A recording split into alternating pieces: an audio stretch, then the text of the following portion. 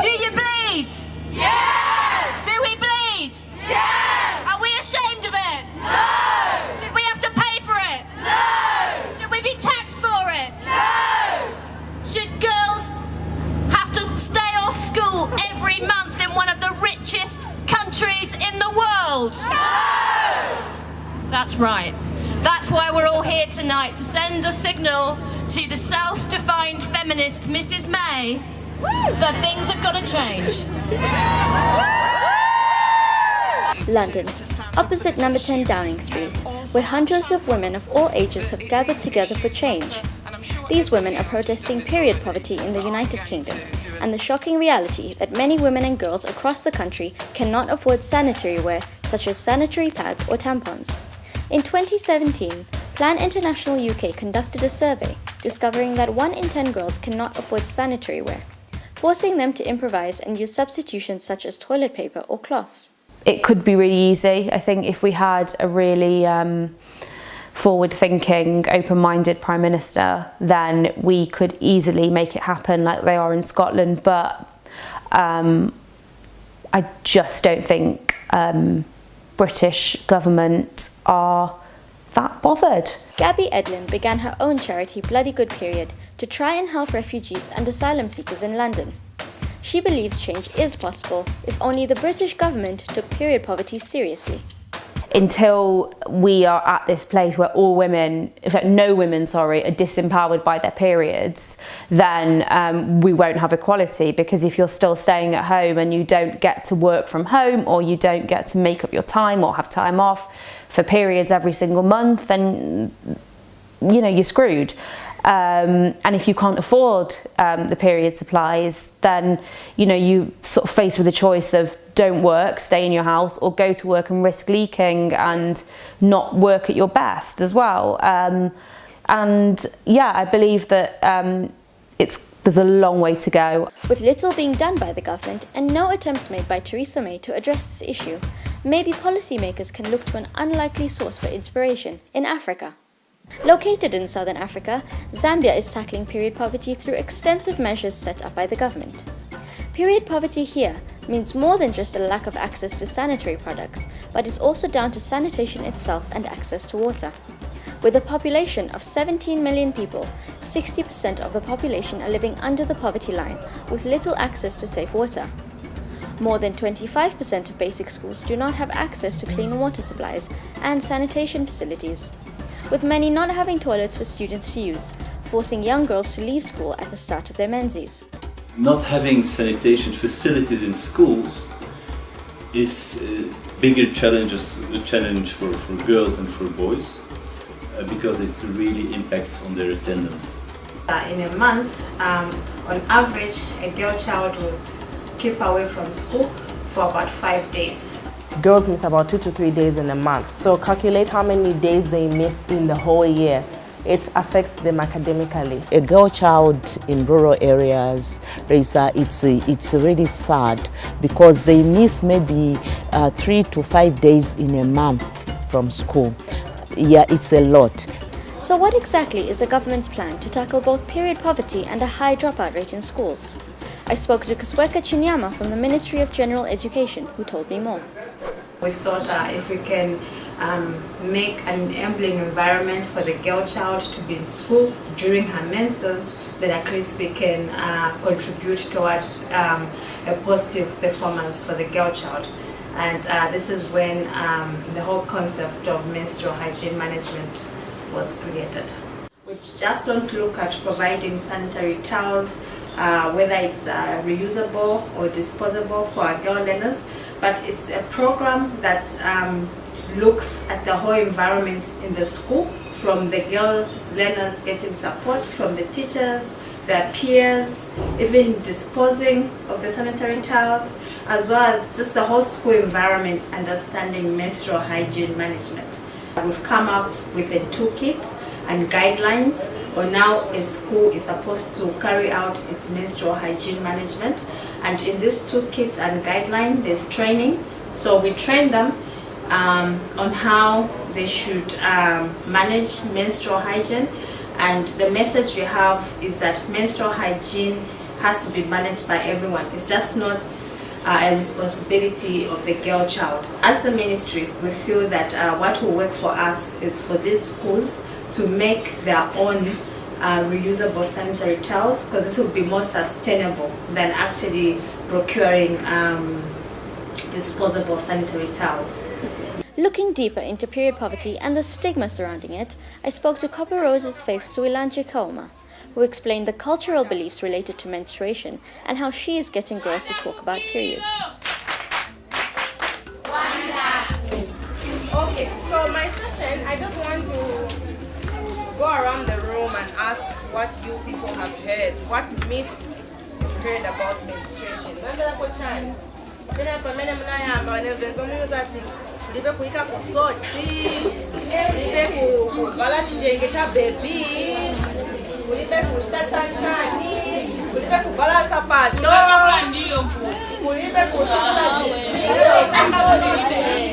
That's what I want to hear. They sit in small discussions and, hand sew these pads. And, they'll be talking about what some of these myths are. And some people will be saying things like, you can't, if you're on your period, you can't, carry a newborn baby because you'll give a newborn baby a cough.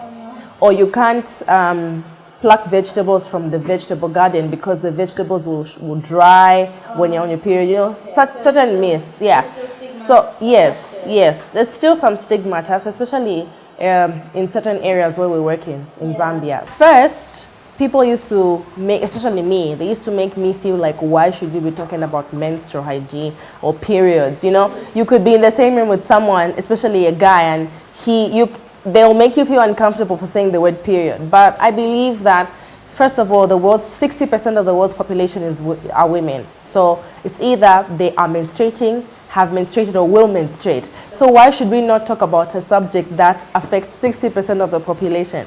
And that's my basis. All the time I jump at every opportunity to talk about my work because I'm very passionate about it.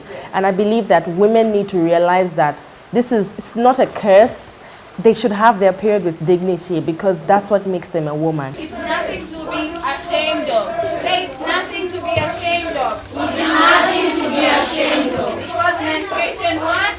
Matters. Menstruation matters.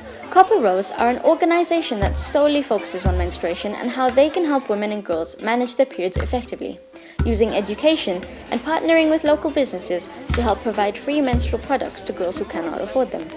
In 2016, the Minister of Finance announced that they're including a budget item for sanitary pads. So the government was going to buy sanitary pads for girls in schools to keep them in school. So I believe that if our top leadership is talking about the subject, it makes people more comfortable to talk about it.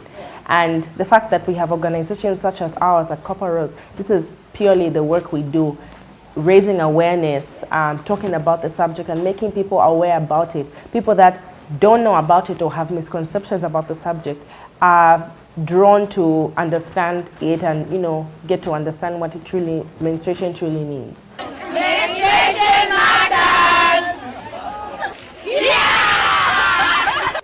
Things are certainly beginning to improve in terms of accessibility to sanitary pads and sanitation facilities. And Mutunda Llame spoke to me about the changes she has noticed since her research into menstruation began.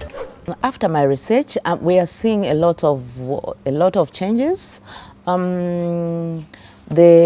are now building latrines. Though some of these latrines are just on pilot phases, they are now building latrines which are with girls' privacy, where they also schools provide sanitary towels. Certain schools, they are saying it's a deliberate policy to have sanitary towels in schools. Mrs. Llame won the Jake Gerwell Award for her research paper on menstrual hygiene in the district of Mungu. She is currently one of the only individuals to have researched and published work on menstrual hygiene and menstrual practices in Zambia. in most of the rural Zambia, we are so deep-rooted in culture, so we really need to involve the community. And how do we involve these communities? It's through the traditional leaders. And by involving the traditional leaders, first, the traditional leaders needs to be educated. And then these traditional leaders, they'll be able to help us maybe try to change some of the taboos. But I thank our government. It's really supportive. It's trying to do certain things, but it's up to us as communities, as individuals who've known something to bring it up to the government. The water hygiene and sanitation program is also present in the country, with UNICEF working extensively in rural areas to provide toilets for local communities.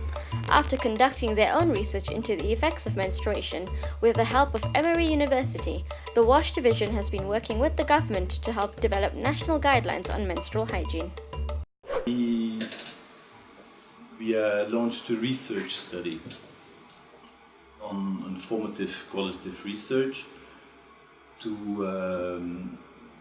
This was provided with support from Emory University, but the whole idea was to understand the barriers at school level. So the main barriers that were identified were knowledge. So there's a lot of misconceptions. So girls with that have their menstruation are not allowed to cook. In some communities they are not even allowed to go to school. And so it's all about breaking the taboo and bringing the right knowledge to the girls. The approach was the following, is to train the government on menstrual hygiene management. So we trained them on how to conduct a formative research, but also on how to develop MHM guidelines, so that they were involved from day one in the development of the guidelines. And so then it becomes part of their agenda, so the Ministry of Education's agenda. In 2017, the national MHM guidelines, so those are the guidelines, and this is the toolkit. It's very simple. I mean, it's not very complicated documents, but they are adapted to the Zambian context, and they are readable and understandable. But those were officially launched by the minister in 2017 and recently they agreed to commit a budget line, so without any involvement of donors, a budget line to procure menstrual materials for around $100,000, which is really considerable. And why they did it? It's because they got a lot of questions, a lot of demand, and so it's really gone up into the agenda. The priority of MHM is there. Femcare, Zambia's first locally produced pad, have also recognized the need to educate the consumers on the basics of menstruation and have begun outreach programs in Lusaka. Founder Ahmed Vali and Outreach Program Head Dr. Zara Mullah spoke about the importance of giving back to the community as part of their business values and the reaction to starting a pad company in Zambia. I got a fair few weird looks as to what are you doing, how did you even come up with the idea, why are you doing this? But to me it was a very easy thing to do because there's a lot of women that need this. And so from the business side it made sense, but also from the social economic side it made sense to, if we are going to be locally manufacturing, we can do a lot of good for the women empowerment group and for women in general in Zambia, as well as have a well-run successful company. So in the run-up to International Women's Day, Femcare has been running campaigns at local schools within Zambia to make young girls aware of the importance of menstrual health and the impact that it has on education.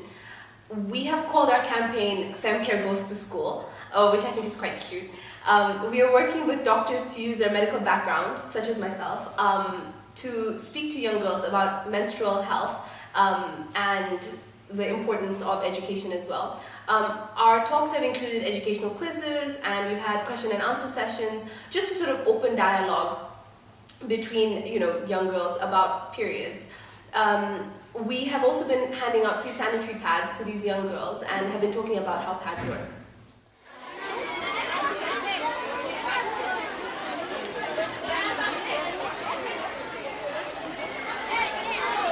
So among you, we want to promote education.